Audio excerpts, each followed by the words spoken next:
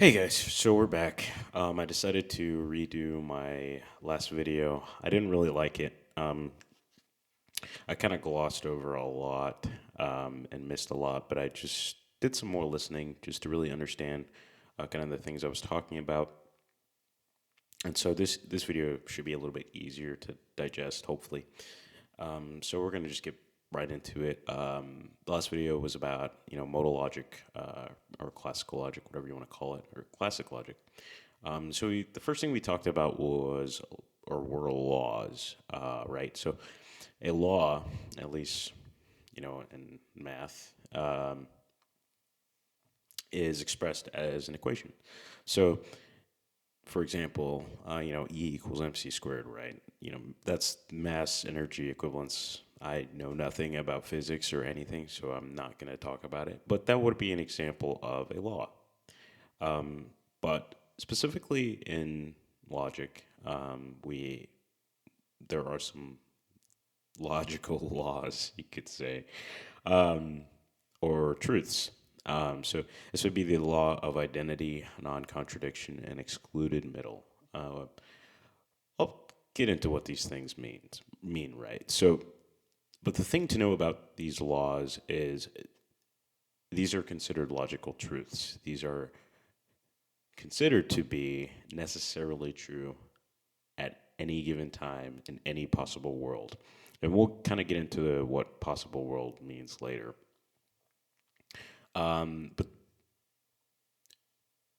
classical logic or modal logic is very different from like logical fallacies. Fallacies are common errors in reasoning, that undermine the logic of your argument or render them invalid. That would be post hoc ergo propter hoc. After this, therefore, because of this, is what that means. Or pragmatism. It could go on, right? Ad populum, ad hoc, those kinds of things. Those are logical fallacies. But let's get back to logical truths and laws and such. So, the law of identity, what does that mean? So, it basically just means, to put it in equation form, A equals A, right? A will always equal A. There will not be a time in which A equals B. A, A can have properties of B, but A equals A, right? So, for example, I think I said this in the last video. So, what we collectively label green, right? Imagine the attributes of the color green, which is kind of hard to do if you've never seen color before. But, there is no such case that green can ever be red. It will always be green. Now, the fundamental characteristics, like I mentioned, make green green and not red. So this is kind of semantics heavy, right? Because in the future we could change the names of green, and green is now named red, right? But the characteristics of green is what makes it green. Okay, so the next thing is the law of non-contradiction. I kind of already just said this. They're all of the laws are kind of the same in a way, but to put it in an equation form, um, P in this case does not equal not P. So what this means is nothing can be both true and false at the same time. This is why we have terms like mutually exclusive, right? They cannot exist or coexist at the same time. Both cases, right? Um, so for example, I think I used this in the last video too. Um, so you can such as liking cats and dogs, right? You can like either one or both, but you cannot like cats and dislike cats in a logical sense. Maybe in an informal sense, you dislike the characteristics of cats, right? Um, I'm not completely out of the loop, but you cannot hate cats and love cats at the exact same time. Like I mentioned, characteristics I can understand. Um, nothing can be and not be at the same time. Um, so yeah, like I mentioned, we can have aspects of other things, but um, a thing can have aspects of other things, but that's just a completely separate issue. The next thing is the law of excluded middle. There is no middle ground between P and not P. That basically states, kind of like the law of non contradiction, um, there is no in between true and false, right? True and false is a binary thing. This is also called a Boolean. You use it a lot in coding, right? Um, Trying to remember a lot, but whenever you're giving a Boolean a value, it's either true or it's false. There's nothing in between there. And the same thing as a non-contradiction, right? It is either true or false. It cannot be both, and it cannot be in between. Um, the only kind of counter, and it's not really a counter at all, but in an informal sense, when these things aren't the case, is when we're talking about dialectic thinking. And this is more philosophy. This isn't and really in relation to law, but or the laws of logic, right? But this would be in dialectic thinking. These are two thoughts existing at the same time. For example, I'm doing my best, but I can try harder. Um, or in pluralism, sorry, a condition or system in which two or more states, groups, principles, sources of authority, etc., coexist. For my case, and I talk about this a lot with my friends whenever we're talking about politics or whatever. I have realist and idealist views. In my case, they can exist at the exact same time. I'm not going to go into super detail because this isn't about politics. I really don't give a shit. But um, for example, some people, because I do know some Republicans, have an idealistic view of topics, unfortunately, like abortion. Um, but they understand that their realist view is, obviously women should have fucking, bodily autonomy. Um, it, so they don't really do anything to try and influence, the law. They think people should be able to do what they want, even if they don't necessarily agree with it. Um, so that would be an idealist versus realist kind of view. That is not my view, but that would be an example of how maybe like a Republican or something would view that kind of thing, or conservative, whatever. Um, but that is a very informal sense that does not work the same way. And if you want I- I'll stray from my opinion. Never mind. Let's keep going. So, all right. In modal logic, typically a lot of the in an equation, you often see p's and q's be utilized in usually in an equation like p and q or p or q or p implies q. Right, p is our premise or our hypothesis, and q is our consequent, our conclusion. Um, so an example of P and Q, and I'm not going to go into all of the possibilities of whatever, but if P and Q is true, then the statement is true. So if I said the bus was late and it was raining, and both of those things are true, then that statement would be true. In the case of P or Q, um, if P or Q is true, then that statement is true. So I would be happy drinking coffee or happy drinking milk. It doesn't matter which one, as long as one of those are true, then the statement would be true. Um, in the case of implies Q, you can kind of think of this as a if-then statement, but it isn't always the case. And it kind of is like that for all of them. But if Ben is a dog, then Ben is a mammal. Um, in the what we understand about dogs and what we understand about mammals, that statement could be true physically. But what is really hard about implications in modal logic, what's it's really difficult to understand, which I'm not going to try not to get too far into it, is they bring on vacuous truths. So a statement could be logically sound, I should say, um, but not always necessarily true in the world that we currently live in. So something can be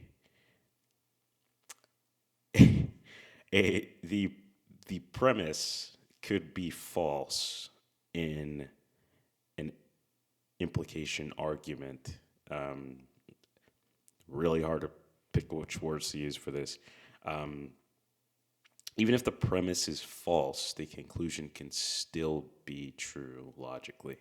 And like I mentioned, this is it brings on vacuous truths. So vacuous truths, according to another guy I listened to, is a conditional or universal statement that is true, but not in an intelligent or meaningful way. So, for example, um, so a guy could be talking to a girl, and the girl asks, like, how good of an athlete you are, or are you? And he says, how good of an athlete am I? Let's just say I won all of the marathons I've ever participated in. Um, the problem with that statement, um, even though this could be a logically sound argument to make about how good of an athlete he is that the fact that the person won every marathon that he's ever participated in has no bearing on whether or not he's a good athlete. These both of these things can be true independent of each other. So he could win every marathon he participated in, or he could be a good athlete. They aren't really linked. Um, so this is another weird abstract way, but it could be like your friend asking, hey, are we drinking tonight? And you respond with, does a dog walk on all fours? Those things aren't linked, but in a really weird abstract way, it would be a good answer to a question, um, because the answer is yes. It is so weird because I'm sure this is racking your brain on how this truly works. But don't think too hard about it. So, what I kind of want to talk about now is possibility, because possibility falls into modal logic. This is where we get into super heavy semantics, where we start using the words like necessary, like I mentioned, possibility, could, can, may. Uh, this is where it gets really weird. But I want to stick to possibility because it's kind of the most relevant thing that's just really been on my mind. Um, I guess to preface, a lot of times when I would have arguments, and I'm an atheist, obviously. Um, hey, we go back to the whole idealist versus realist thing, right? Ideally, I am a hard atheist. I do not believe any gods exist. But realistically, I am a soft atheist, which means I don't assert that position at all, because I'm also agnostic. Um, it's impossible for me to know, kind of given our current tools, and I am a methodological naturalist. I believe things can only be proved by natural means. So to me, the supernatural is an unfalsifiable claim, or the claim of the supernatural is unfalsifiable, right? We cannot prove or disprove it. That's what kind of makes me a methodological naturalist. Anyway, so the thing that's been bothering me about just the usage of possibility in a colloquial sense, a lot of people have asked me, do you think God is possible? I've always been very uncomfortable with answering that question, because I didn't understand how to answer it. And my honest answer is I don't know. But to to kind of to be the devil's advocate, right? Um, is God possible? Yes, it is. But not in any way that we think. In a metaphysical way, yes, God is possible. And this is why I hate um, the I hate modal logic because it allows for these kinds of things, even if these things are physically impossible. So things can be metaphysically possible, so philosophically possible, I should say. But that does not mean that they are physically possible, which is really weird, but it's really interesting. So in kind of the Christian apologist world of kind of just logic or whatever, the heaviest kind of arguments that they have, and not that I'm at all convinced remotely, um, but the two biggest, I should say, are the Kalam cosmological argument and the first cause argument, who I believe was introduced by Aristotle. I cannot remember. Um, but anyway, it doesn't matter. Okay, so um, let's get into it. Possibility specifically, right? I'll bring an example. So, black swans. A black swan, according to identity, non-contradiction, excluded middle, can exist or cannot exist. The existence of black swans is either possible or impossible. So, what position do I take? The null hypothesis, right? Um, we have yet to observe a black swan, so there's no reason to believe they are possible until they are demonstrated to be, in fact, possible. And the same thing goes for technically in logic, because a lot of things are presupposed, and this is kind of the issue I have with modal logic, right? You could also say they must be demonstrated to be impossible if the person is arguing that way. And technically, that is a logically sound argument, if I'm getting that correctly. And then that probably just confused the hell out of you. But the null hypothesis is there is no reason to believe they are possible until they are demonstrated to be, in fact, possible. So, in other words, convince me they are possible. That is kind of my stance, and that's my stance, obviously, on religion. I am not convinced. And like how I mentioned, my realist view is I, I'm not saying there isn't a God. I just have yet to be convinced of one. That would be the null hypothesis. Okay, so let's dive a little bit more into possibility. So I was listening to a podcast. So obviously, the Atheist Experience is one of my favorite podcasts, and Tracy Harris was on with Matt Dillahunty, and they are my favorite pair to listen to because they're always fun. And so Tracy asked Matt, is it possible to roll a 6 on the dice? Matt says yes. Is it possible to roll a 5? The answer is yes. Is it possible to roll a 3? The answer is yes. Is it possible to roll a 7? The answer is no. And how did we determine that a 7 was impossible? Um, Super easy.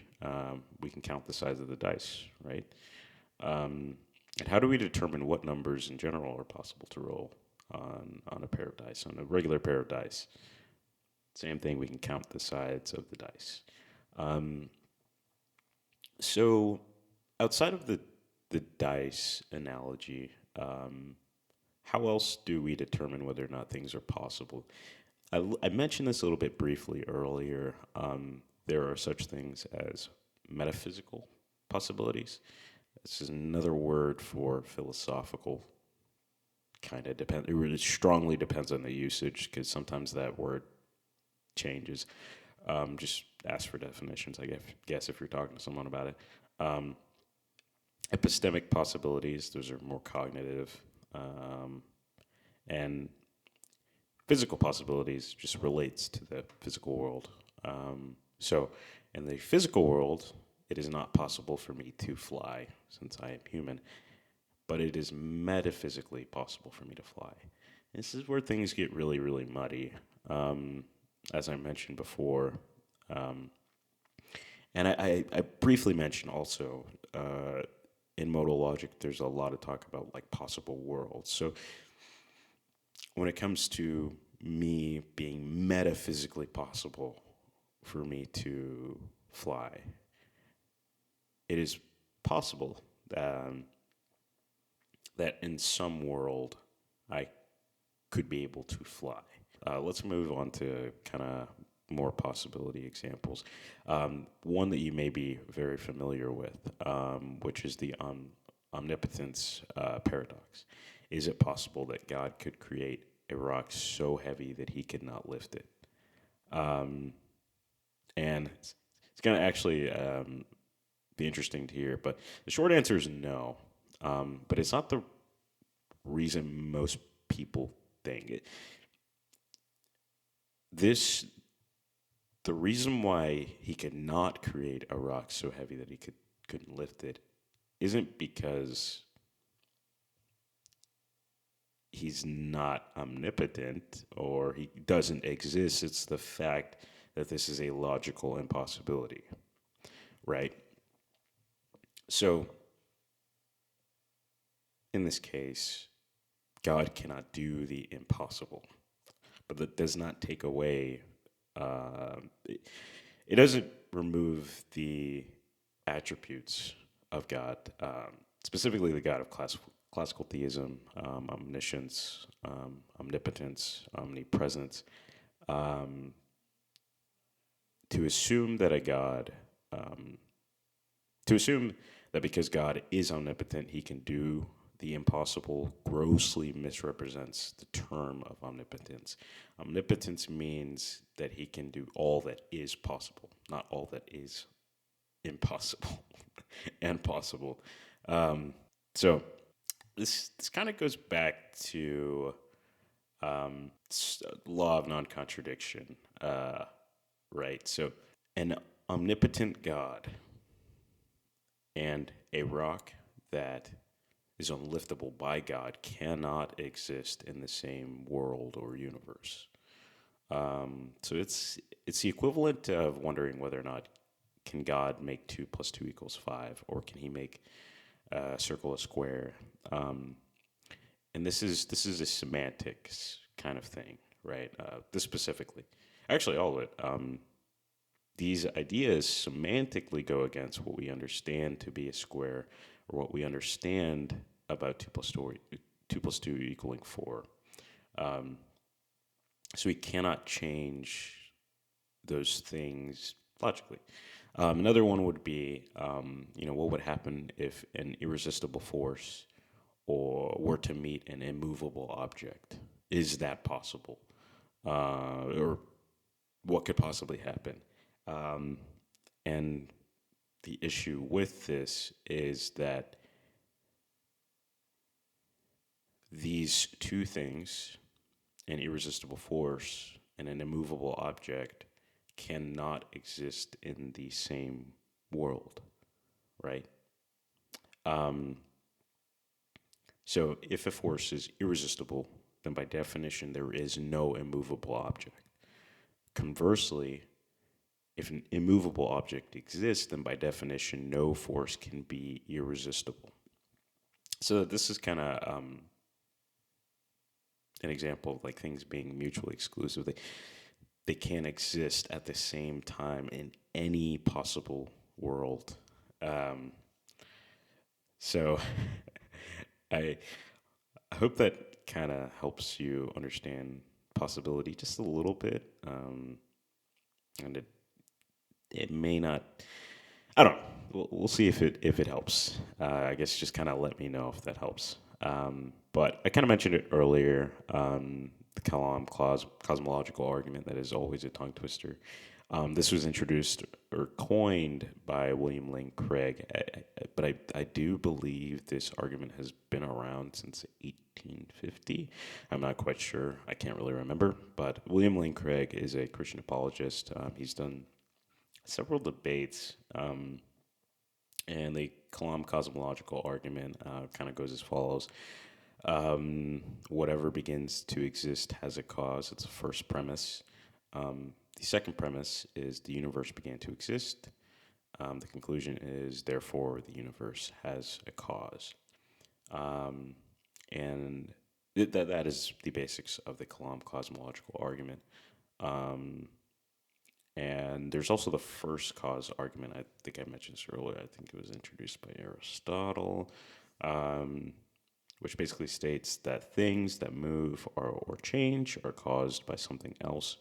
And since you cannot have an infinite regress of causes, there must be a first unmoved mover.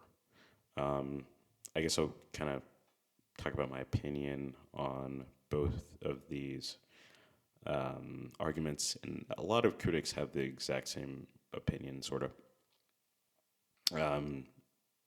So my opinion, separately, is that the possibility of an of X existing needs to be demonstrated in some way. That is kind of my just general. That's why I had a big problem with modal logic, just to begin with, especially implications and syllogisms and all those kinds of things. A lot of these premises need to be demonstrated. We can't just say, you know, like William Lane Craig says, whatever begins to exist has a cause.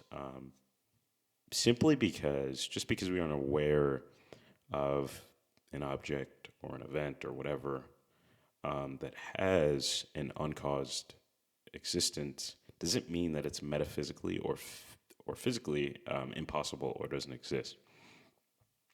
In this case, William is presupposing, and I kind of talked about earlier about what presupposing means. I might have skipped over it, but William is just presupposing that everything that begins to exist has a cause. So this kind of boils down to whenever you're kind of engaging in these arguments, typically you can introduce your premise. If the other person rejects that premise, then your argument's kind of screwed, and a lot of critics reject the first premise of the Kalam cosmological argument because William hasn't demonstrated that whatever began to exist has a cause, or the fact that some things begin to exist is another big portion of it. It is a logically sound argument, but there are just issues about it. And the other thing is, in both cases, in both the Kalam and both the first cause argument, is how did we get from a first cause or from a unmoved mover to the Christian God? That's one thing I wondered about both of these arguments. Just the jump, and like I mentioned, both arguments are kind of logically sound, but the jump from an unmoved mover or a first cause to a God is it's another thing that just needs to be demonstrated. Just how did we get here? And that question isn't really answered by William.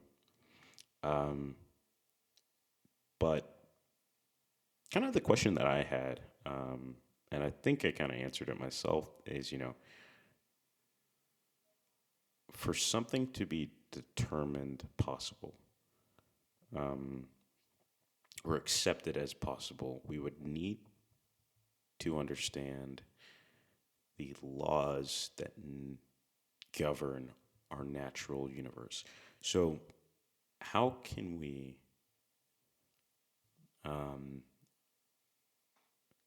conclude something about the unknown based off of the known?